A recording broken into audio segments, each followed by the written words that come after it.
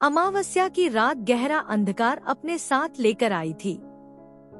चांदनी रात के अभाव में चारों ओर घना अंधेरा फैला हुआ था।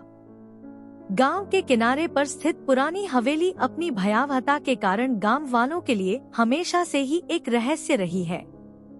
इस हवेली के बारे में तरह तरह की कहानियां प्रचलित थी और उनमें से अधिकतर कहानियां इस हवेली को भूत प्रेतों का निवास बताती थी। लोग कहते थे कि अमावस्या की रात को हवेली में कुछ अजीबोगरीब घटनाएं घटती हैं और तभी हवेली में आत्माओं का विचरण होता है।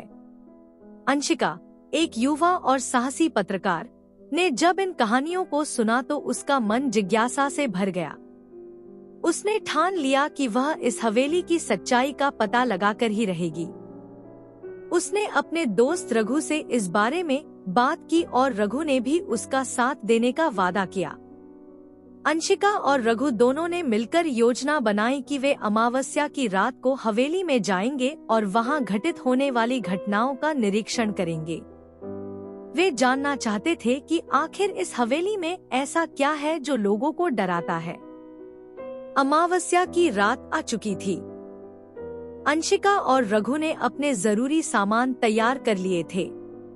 उन्होंने अपने बैग्स में टॉर्च, कैमरा, नोटबुक और कुछ खाने पीने का सामान रख लिया। दोनों ने एक दूसरे को देखा और फिर हवेली की ओर बढ़ने लगे। हवेली की ओर जाते समय गांव वालों ने उन्हें रोकने की कोशिश की, लेकिन अंशिका और रघु ने अपनी जिद नहीं छोड़ी। उन्होंने गांव वालों को समझाया कि वे एक महत्वपूर्ण रिपोर्ट के लिए यह कदम उठा रहे हैं और उन्हें इस रहस्य का पर्दाफाश करना ही होगा। हवेली के पास पहुंचते ही अंशिका और रघु को एक अजीब सा एहसास हुआ। हवेली की दीवारों पर काई जमी हुई थी और दरवाजे पर एक पुरानी जंजीर लटक रही थी। हवा में एक अजीब सी ठंडक और सन्नाटा था, जैसे कि खुद हवेली उनके आने का इंतजार कर रही हो। अंशिका ने दरवाजा खोलने की कोशिश की, लेकिन वह जाम था। रघु ने अपने बैग से टॉर्च निकाली और चारों ओर रोशनी डाली। अचानक उन्हें एक खिड़की से हल्की सी रोशनी आती दिखी। यहाँ किसी का होना असंभव है, अंशिका ने कहा, लेकिन फिर भी चलो देखते हैं। दोनों धीरे धीरे खिड़की के पास पहुँचे और अंदर झांकने लगे। अंदर का दृश्य डरावना था। एक पुराना झूमर, टूटी फूटी फर्नीचर और दीवारों पर फैली दरारें इस बात की गवाही दे रहे थे कि यह हवेली बहुत पहले से सुनसान है। अंशिका ने खिड़की को धक्का दिया और वह खुल गई। दोनों अंदर घुस गए। अचानक दरवाजा अपने आप बंद हो गया। दोनों ने एक दूसरे को देखा और उनके चेहरों पर डर साफ झलक रहा था। हवेली के अंदर हर कोने में अजीब सी आवाजें आ रही थी। कभी कभी खिड़कियों से हवा चलने की आवाज, कभी कभी फर्श पर कुछ गिरने की आवाज। दोनों ने धीरे धीरे आगे बढ़ना जारी रखा। अचानक अंशिका को एक कमरे में एक पुरानी डायरी मिली। उसने उसे उठाया और पन्ने पलटने लगी। डायरी में हवेली के पूर्व मालिक के जीवन की घटनाएं लिखी हुई थी।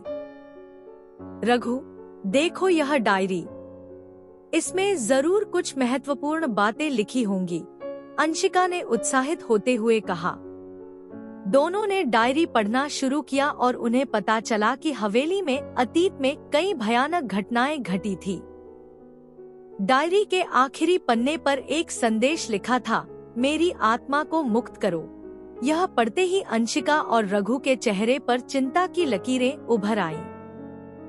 उन्हें समझ में आ गया कि इस हवेली में कुछ न कुछ रहस्य जरूर छुपा है। हमें इस आत्मा की मदद करनी होगी, अंशिका ने दृढ़ता से कहा। लेकिन कैसे? रघु ने पूछा। यह हम डायरी में ही ढूंढेंगे, अंशिका ने जवाब दिया। दोनों ने डायरी को ध्यान से पढ़ना शुरू किया और उन्हें पता चला कि आत्मा को मुक्त करने के लिए उन्हें कुछ विशेष कार्य करने होंगे।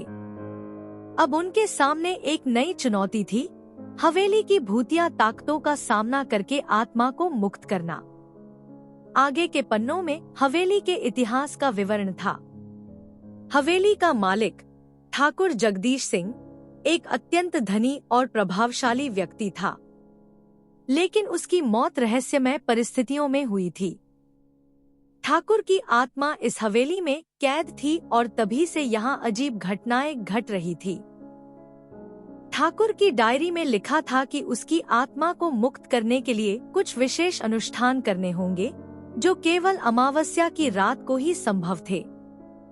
अंशिका और रघु ने ठान लिया कि वे ठाकुर की आत्मा को मुक्त करने के लिए इन अनुष्ठानों को करेंगे। उन्होंने डायरी में दिए गए निर्देशों के अनुसार तैयारियां शुरू कर दी। सबसे पहले उन्हें हवेली के अंदर एक विशिष्ट स्थान पर जाना था, जहां ठाकुर की मृत्यु हुई थी। वहां पहुंचते ही उन्हें महसूस हुआ कि किसी अनदेखी शक्ति ने उन्हें घेर लिया है। उस कमरे में एक पुरानी तस्वीर टंगी हुई थी, जिसमें ठाकुर जगदीश सिंह का चित्र था। अचानक उस चित्र के चारों ओर एक तेज रोशनी फैल गई और कमरे का तापमान अचानक से गिर गया। अंशिका और रघु ने साहस बटोरा और उस चित्र के सामने बैठ गए। उन्होंने डायरी में दिए गए मंत्रों का जाप करना शुरू किया। जैसे जैसे मंत्रों का उच्चारण होता गया, वैसे वैसे कमरे में अजीबोगरीब घटनाएं घटने लगी।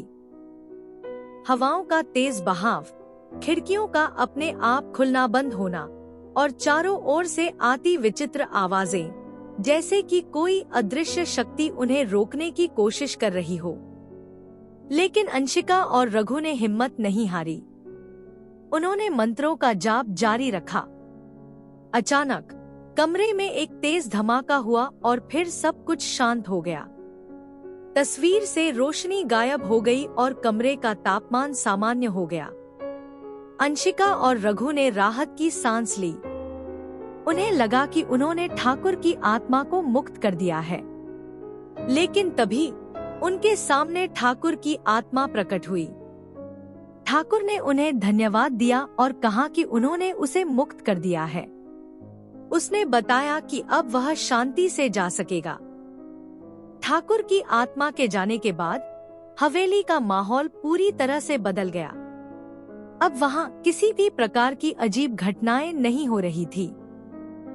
अंशिका और रघु ने एक दूसरे को देखा और मुस्कुराए। उन्होंने एक बड़ी उपलब्धि हासिल की थी।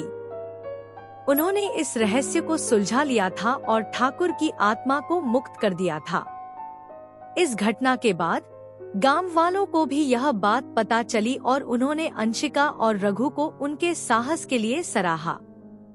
हवेली अब एक सामान्य स्थान बन गई थी, जहां कोई भी बिना किसी डर के जा सकता था। अंशिका और रघु ने अपने साहस और धैर्य के साथ इस रहस्य को सुलझाया और यह साबित किया कि सच्चाई का सामना करने से ही डर का अंत होता है। इस घटना ने अंशिका को एक नई पहचान दिलाई और उसने अपने पत्रकारिता करियर में एक महत्वपूर्ण मुकाम हासिल किया। रघु भी अपने दोस्त के साथ इस अद्वितीय अनुभव का हिस्सा बनकर गर्व महसूस कर रहा था। दोनों ने मिलकर साबित किया कि साहस और दृढ़ संकल्प के साथ किसी भी चुनौती का सामना किया जा सकता है।